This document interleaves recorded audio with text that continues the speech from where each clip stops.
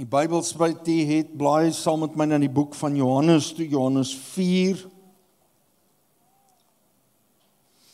'n Gedeelte wat ek glo en ek weet u baie al gehoor het en daar was al baie gepreek oor dit.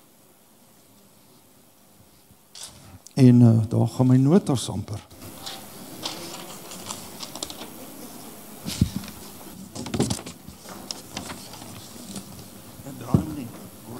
Ja, draai nie.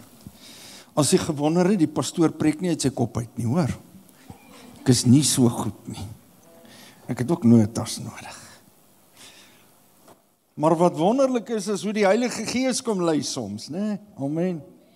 En is goed om u te sien. Is u bly om net vanmôre hier te kan wees? Ja. En as jy dit nog nie geniet nie, sê vir jouself, jy gaan dit nou begin geniet, hoor. En kom ons kry die hart en die gedagtes reg om in te neem, soos wat die Here dit op ons hart lê. Hier agter my op die bord gaan ons begin. Kom ons lees vanmôre saam. Terwyl ons vanmôre Johannes 4 lees, begin ons in vers 4 en die woord sê, en hy moes deur Samaria gaan. Wie is dit? Jesus. Hy kom toe by 'n stad van Samaria, wat Sigar genoem word. Nou net, terwyl hulle dit daar vir ons, Sigar was amper soos 'n voorstad, net 'n buitegedeelte van Sichem.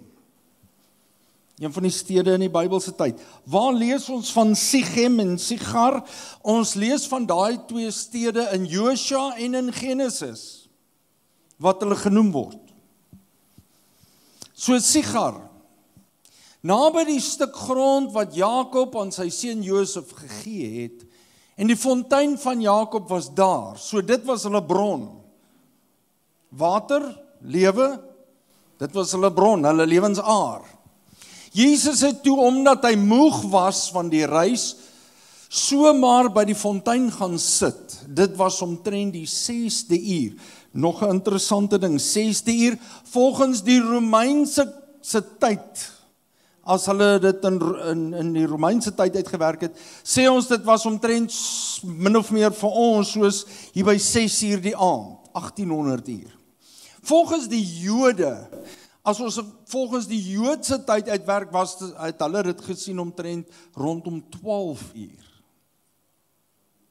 Daar is verskille, maar dis net interessant. So hulle sê die 6de uur.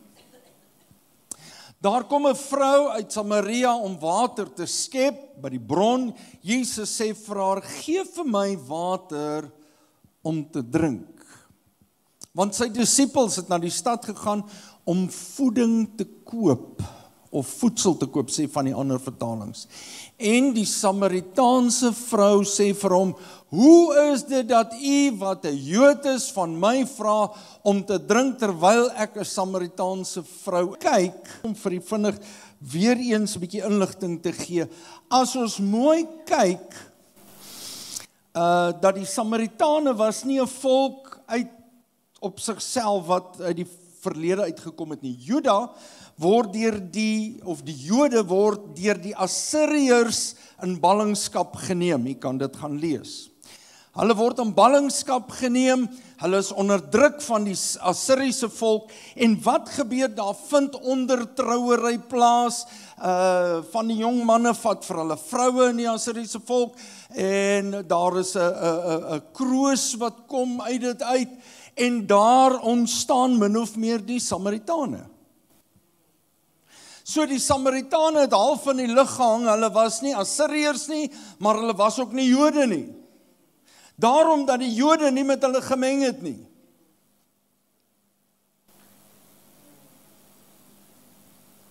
Dis die interessante deel. En nou kom hierdie vrou, en sy sê, maar u is 'n Jood, en u vra vir my, wat 'n Samaritaan is, gee vir my water om te drink. Maar hier is die groot ding, wat Jesus haar antwoord. Jesus antwoord en sê vir haar, as jy die gawe van God geken het, en ek wil vanmôre met u praat oor, as jy die gawe van God geken het, en ek wil vanmôre met u praat oor, het jy geweet het wie hy is wat vir jou sê, daardie twee goed, as jy die gawe van God geken het, en geweet het wie hy is wat vir jou sê, gee vir my water om te drink, sou jy hom gevra het, en hy sou vir jou lewende water gegee het. En dan vers 14, maar elkeen wat drink van die water wat ek hom sal gee, is Jesus wat praat, sal in ewigheid nooit dors kry nie. Maar die water wat ek hom sal gee, sal in hom word 'n fontein van water wat opspring tot in die ewige lewe. Dis iets wat gaan gebeur van nou af in jou lewe tot in die ewigheid. Dis wat jy moet besef. Ons het die afgelope tyd, die einde van 2025 het ons gepraat oor, God is almagtig, God is soewerein, God is heilig. Dit gaan nie net oor die klein baba Jesus nie, dit gaan oor hy is God. Hy is almagtig, hy is hoog en hy is verhewe. En ons as kinders van die Here moet dit besef en ons moet leef as kinders van hierdie almagtige God. Ek en jy moet dit besef. Want baie mense praat van, ag, die liewe Jesus. Dit gaan nie oor net liewe Jesus nie. Hy is God, hy is skepper van hemel en aarde. Gaan lees Johannes 1 vers 1 en verder. Ons het gepraat oor wat God doen is groter as ek en u. Wat hy doen is baie ver buite ons verwysingsraamwerk. Ons kan God nie vasvang in een plek nie. Hy transcendeer tyd en ruimte. Nog 'n onderwerp wat ons oor gepraat het in hierdie tyd is hoe dat die engele by die herders kom en vir hulle sê, hoor hierso, maar ons bring vir julle wat? Ons bring vir julle 'n boodskap, 'n groot boodskap van goeie tyding wat vir almal is. Elke liewe mens. It's for everybody.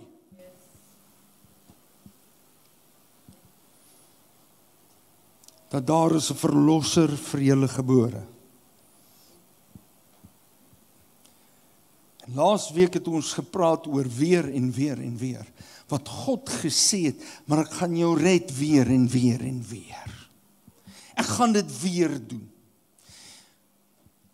En toe ons sê 2026, jy het die boodskapie seker gekry op die groepe, ons het dit hier en daar so ver moontlik uitgestuur, het ons gesê, 2026 gaan 'n jaar wees wat God kom en hy groot dinge vir sy kinders gaan doen deur die genade.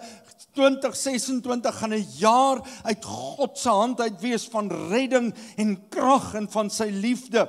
En weet jy wat, ons sit dit toe nou op die jeug se groep, die jong mense se groep, en luister hier wat sê, as jy gaan kyk na 26, dan praat hy primêr hier van die numeriese waarde. Numeriese waarde is goed wat op mekaar volg, wat begin sin maak, en dit sê, en ek lees dit vir in Engels, hy sê, the numerical value of 26 is of sacred Hebrew, and it means the name of God, Yahweh. Yahweh, representing divine completeness, sovereignty, and the presence of God, of connecting the themes of salvation and the interaction between humanity and the divine. Dit beteken, daar gaan iewerste 'n deurbraak van God kom vir mense. Laasweek het ons dit gesê, God wat gaan deurkom en mense red, God wat gaan deurkom en mense uitlig en optel, is u deel van dit? Absoluut is ek deel van dit. Want wat vir my interessant was, ek gaan luister toe na wat ander godsdienste sê. En ek gaan nie sê wie dit is nie, maar in die ander godsdienste sê hulle, it's the year of the dragon that must fly. It's the year of the dragon. En ek sê, I've got a surprise for you. This is the year of the King of Kings and Lord of Lords, the great I am, the God who is doing miracles, the creator of everything. Dis die jaar van die koning van die konings. En ons as kerk moet op daai plek kom, wat ons dit besef. Jy sien, Jesus in die woord sê, en hy moes deur Samaria gaan. Per toeval. Gaan u deur 'n omgewing reis, waar u weet, okay, ek het niks daar uit te waai nie. Wie van u reis so? My vrou sal vir u sê, pastoor reis so. Sy weet, ek is baie lief om te sê, jong, ek hou nie daarvan om 'n pad 2 of 3 keer agter mekaar te ry nie. Maar ek het nou al die ingange hier na die kerk toe in Biorein gery. So nou vat ek uit gewoonte die vinnigste een. Nee, met dan nie daar so 2 of 3, weet. Maar ek het al 3 al gery. Die ander is oninteressant. Ek hou daarvan om te reis. Ek hou daarvan my mense weet. Om in te ry by plekke waar ek nie noodwendig iets te verloor het nie. En hier kom Jesus en hy in die woord sê, en hy moes deur Samaria gaan. Was dit vir Jesus net 'n geografiese oorweging, soos dit vir my was, baie keer in my lewe? Om sommer net gou by Samaria deur te gaan, jy weet? Nee. God het 'n afspraak gehad, God het 'n doel gehad met hierdie ontmoeting. God het hom gestuur, want wat sê Jesus? Dit is my voedsel om die wil van my Vader te doen. Is jou voedsel nog steeds om die wil van jou Vader te doen? Of werk ons dit geografies uit? Nee, ek het nie meer iets te doen daar nie. Niks uit te waai nie. Onthou, die Jode en die Samaritane het nie gemeng nie. Hulle het nie brood gebreek nie, hulle het nie gesit en koffie drink by mekaar nie. Hulle het dalk hier en daar besigheid gedoen, maar dit was dit. Daar was geen interaksie nie. God het 'n plan en ek wil vir u sê, kerk van die Here, ons moet besef, daar gaan ontmoetings wees, daar gaan afsprake wees, daar gaan gebeure wees, en ek wil vir jou sê, God gaan 'n doel daarmee hê. Jy gaan sê, ek wonder, hoekom is ek nou hier? Ek wonder, hoekom het hierdie ding gebeur? Dan wil ek vir jou sê, jy moet dit kan raak sien in die geestelike riem, maar laat jou gees skerp word, vir 2026, om te besef, maar God het my hiernatoe gebring, met 'n doel.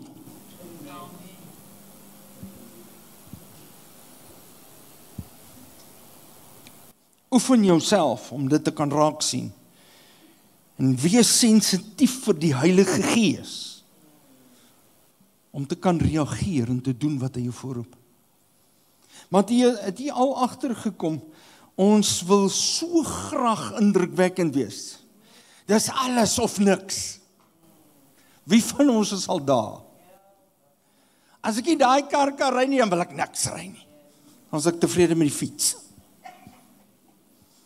As ek nie hierdie meubels kan hê nie, en jy hoef nie te stry nie, hierdie pastoor is so. Vra my vrou. Ek is ook 'n mens. ek wil daai ding hê. Dan sê my vrou, jy kan hom nie kry nie. Jy het nie die geld vir dit nie. Dan sê ek 3 bar gepomp vir 4 dae. En my vrou kan nie met my huis hou nie, maar sy ken my, jy weet, na al hierdie jare van getroude lewe. Dan sal sy vir mense sê, nee, los hom net, hy sal nou weer regkom. Moenie jou steur in jou pa nie, John. En dan loop ek 'n mor en por, want ek het nie gekry wat ek wil hê nie. In plaas van laat ons sensitief raak vir God se gees. Here, hoekom stuur jy my nou weer in hierdie plek in?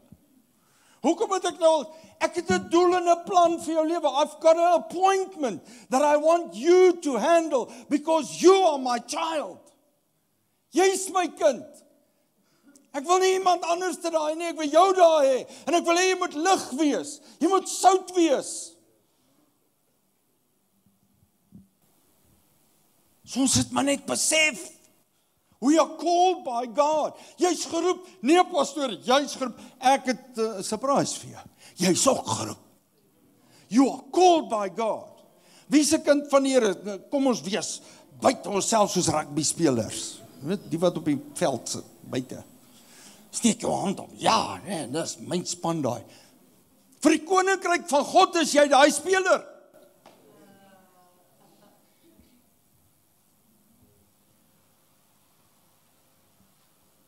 In groot en in klein goedjies. Want hier kom hierdie vrou in vers 7, wat vra sy? Vra jy my vir water? Vra jy my vir die bron, uit die bron uit? En ons reken as ons na daai 2 tye kyk, was dit die plek en die tyd van gewoonte. Dit was hulle plek en tyd van gewoonte om water te gaan haal daai tyd vir die huishouding, of dit nou vir die volgende dag was, en of dit vir die res van die dag was, dit was hulle bron daai. Dit is waaraan hulle gewoond was. En terwyl ek hierdie gedeelte kyk, sê ek, Here, ek sê maar ons het hierdie preek al hoeveel maal, en die Here sê vir my, ek wil hê jy moet daaroor praat, en vir mense sê, hoe lank is julle besig om die normale te doen, om kerk toe te gaan, en te bid, en net die normale te doen, uit gewoonte uit. Vra vir my kinders, is hulle al in die gewoonte.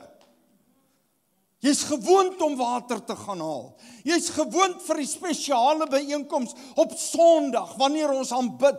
Wat van die res van die week?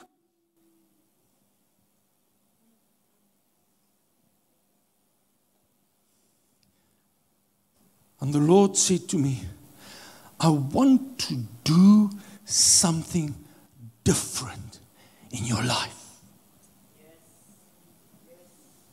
Not just the normal. You are called by me to make a difference. Want sy sê vir hom, en soekie sit asseblief weer vir ons vers 10 op asseblief.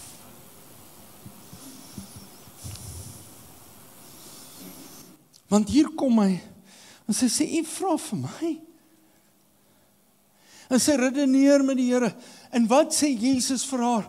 Hy sê vir haar, as jy die gawe van God nie gehad het nie, die gawes wat ons dink ons moet hê nie, hy sê nie het jy 'n gawe ontvang nie, hy sê as jy die gawe geken het.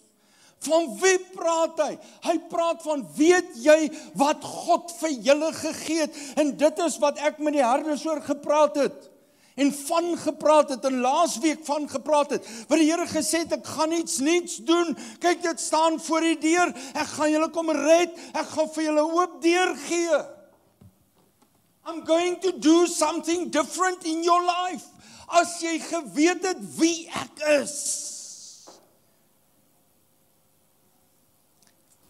Ons almal het gehoor van Jesus en ons kom in die kerk en ons lees die Bybel. Maar ek vra, ken jy die gawe? Sy naam is Jesus Christus wat God gegee het. Ken jy hom regtig? As ons hom ken en ons weet wie hy is, hoekom vra ons hom nie vir lewende water nie?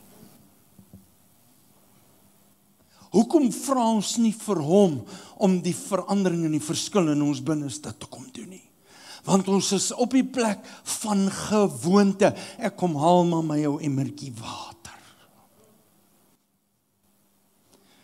Terwyl jy sit met hy wat die lewende water in jou binneste gee. Wat sê die woord vir ons? Hy sê hierso, gee vir my water om te drink. Sou jy hom gevra het as jy dit geweet het en hy sou vir jou lewende water gegee het. Vers 14 asseblief. Maar elkeen wat drink van die water wat ek hom sal gee, sal in ewigheid nooit dors kry nie. Hy sê eintlik die water wat ek jou gaan gee, gaan ver bo oor die tydelike gaan. Dit gaan ver verby dit beweeg. Jy gaan anders begin dink. Jy gaan anders begin praat. Jy gaan anders vertrou. Jy gaan anders glo. Jy gaan anders stap. As niemand 'n antwoord het en niemand sien 'n oplossing nie, gaan jy een hê. Hoekom? Want jy het die lewende water, Jesus Christus in jou binneste. Dis Jesus Christus wat die verskil maak. It's Jesus Christ that makes the difference. Ek sê dit vandag met die grootste respek teenoor die kerk en teenoor ons as predikers. Dis nie ons wat die lewende water gee nie. Dis nie ons nie. It's Jesus Christ alone. Do you want life-giving water?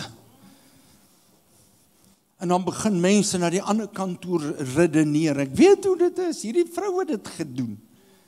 Maar hoe kan dit wees? Jy het nie eens 'n skepting nie. En ons redeneer ons mos in 'n ding en uit hom uit en af in die straat. Ek ken dit alles. Pastoor, ek hoef nie kerk toe te gaan nie, jy weet. Die Here is nie in die kerk nie. Nee, die Here is in jou hart en in jou gees. Maar jou gees word opgewek deur die lewende water om saam te kom aanbid en op 'n plek te kom waar ons God eer en loof. Dis nie die pastoor wat dit moet doen nie, dis die Heilige Gees. Jesus, die lewende water. Want wat sê vers 14 asseblief, en ek maak klaar. Ek is al klaar te lank mee. Sal in ewigheid nooit dors kry nie, maar die water wat ek hom sal gee, sal in hom word 'n fontein. Dit gaan 'n fontein word. God gaan iets oopmaak in jou hart en in jou gees. God is going to open up things that you are not possible to do out of yourself. En hy sê 'n fontein van water wat opspring tot in die ewige lewe. Dit sal nie net hier in die kerk en in jou huis wees nie. Dit gaan wees tot die dag wanneer ons huis toe gaan. And you will be changed. Kerk, waar begin het? By Jesus Christus, die lewende water.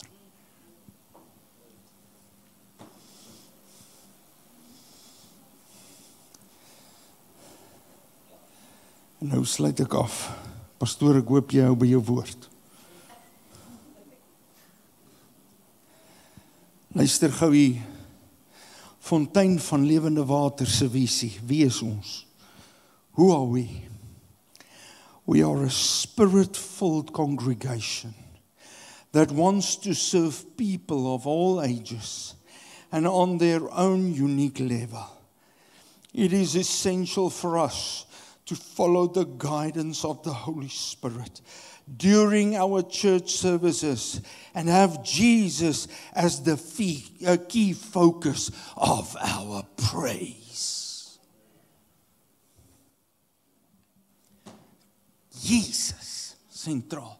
Die lewegewende water, sentraal. Dis hoekom ons fontein van lewende water is. Nie omdat die kerk hier gebou is op 'n spruit nie. Daai spruit droog op. Ek wil, soos Jesus wil ek vra, vir u soos wat hy vir daai vrou gevra het, of sy vir hom gevra het, jy dan nie, hier dan nie is 'n skepding nie. Hoe wil julle water kry hier uit die fontein uit? En Jesus sê, van jy dit mis. Jy verstaan nie. Dit gaan hier oor, die water wat ek gee word 'n fontein binne in jou. Hoe werk dit? Ons weet nie, dis 'n geestelike saak. Dis God se saak en hy beloof hy gee dit. Hy gee dit.